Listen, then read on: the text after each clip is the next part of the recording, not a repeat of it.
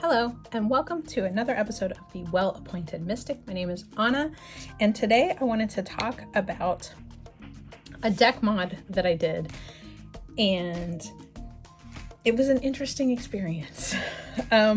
This was a deck that I had picked up mostly, it's called the Forest Magic Oracle. Mostly I got it because it was very reasonably priced, and I really liked the illustration style. Its retail price is $20, and it unfolds with a little book tucked into this little slot that has sort of a description, brief description of each of the plants that are featured in the deck, and they're done in alphabetical order. The cards themselves just have the name of the plant. So like in the book, it has the plant name and it's Latin, and that's it. That's all that's on the card. And so because I liked the artwork and it really felt like it went with a lot of other cards in my, like other decks in my collection, I wanted to add keywords. And so I went through the whole book and read through their keyword descriptions, and wasn't as crazy as I thought I was going to be about, because in some cases it just tells a story or like just a little moment. And I was like, no, I want genuine keywords. And I want to make sure that all of the keywords felt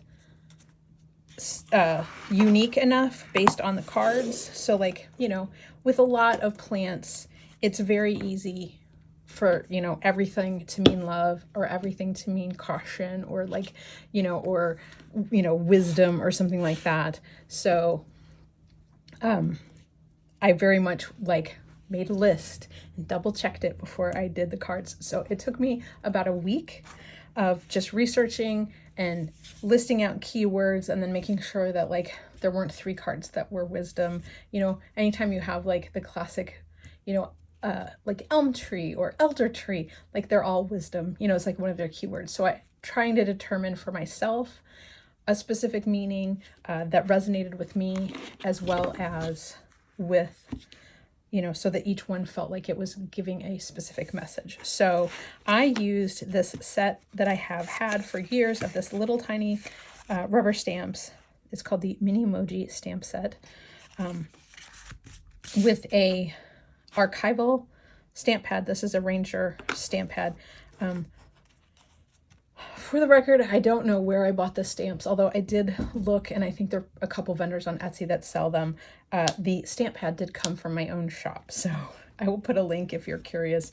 But this is like waterproof, because these cards are slightly like a matte coated, so it's not like the paper that you write on, it has that like coating on them, like magazine kind of thing, you know what I'm talking about. So I'm trying to be less designy. This is a coated 2 sides matte finish.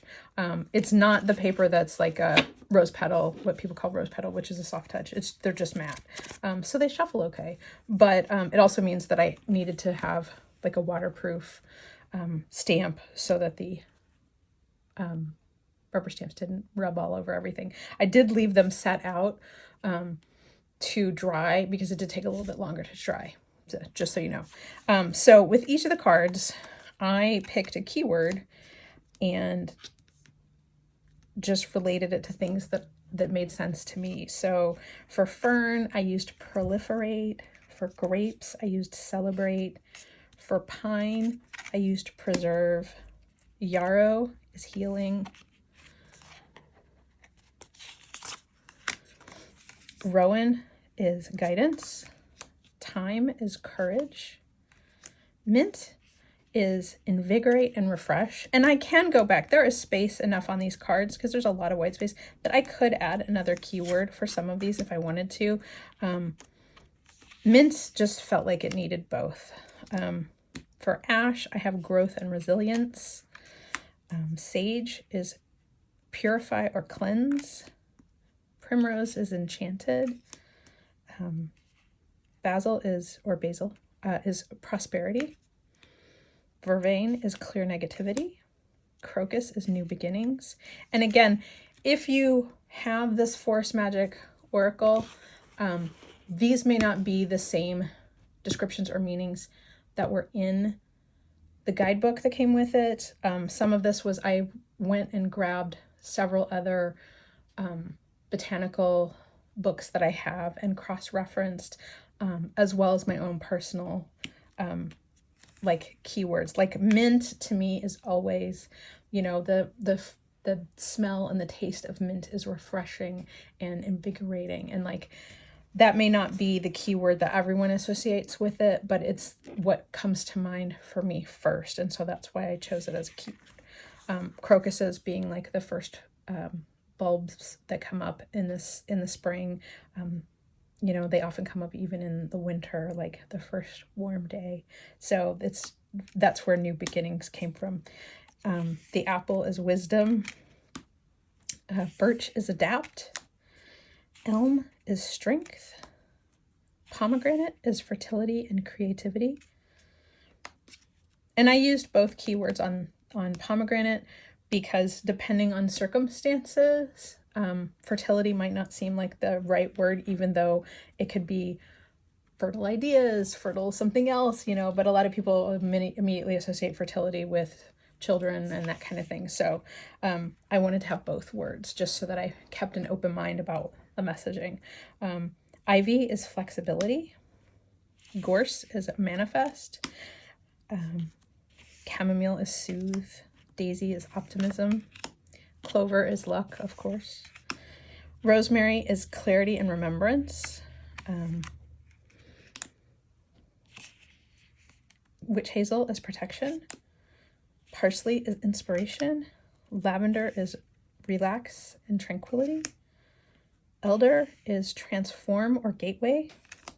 Mandrake is ally. This one was probably one of the hardest ones for me to pick a word because it had so many different meanings, but I really leaned into the feeling of like the mandrake root being like sort of a nature's ally kind of a thing, you know, like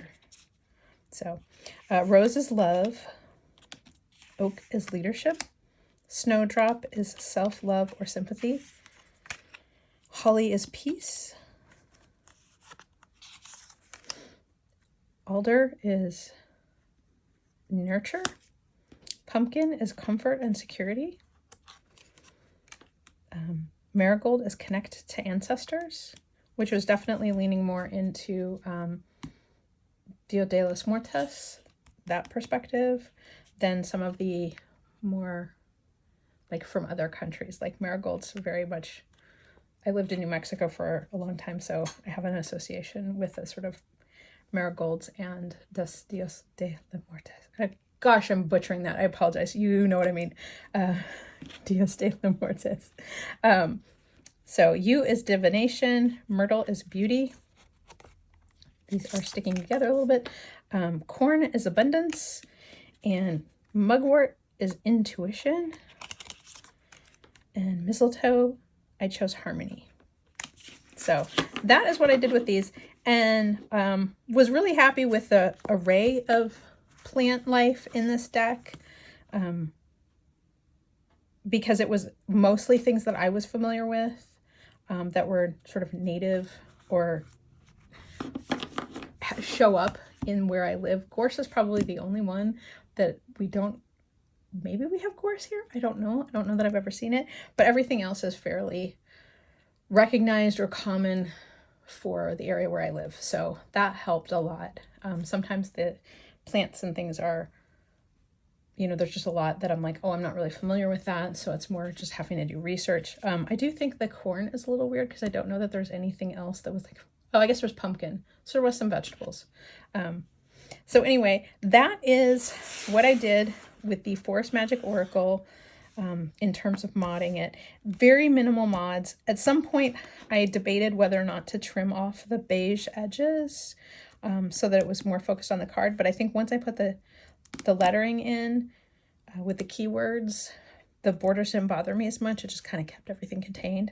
And like I said, I may add more keywords to these at some point, but the stamps worked great. And I had held off painting the edges at all until I decided whether or not I was going to trim it down. So I think I will go ahead and paint the edges at some point.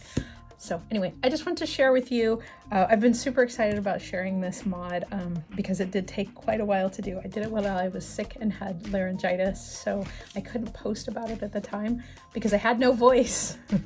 So thanks very much for watching. I look forward to talking to you again soon. Do all those things that YouTube likes, subscribe, like, hit the bell, yada, yada, yada. Anyway, thanks so much, and I'll talk to you again soon. Bye.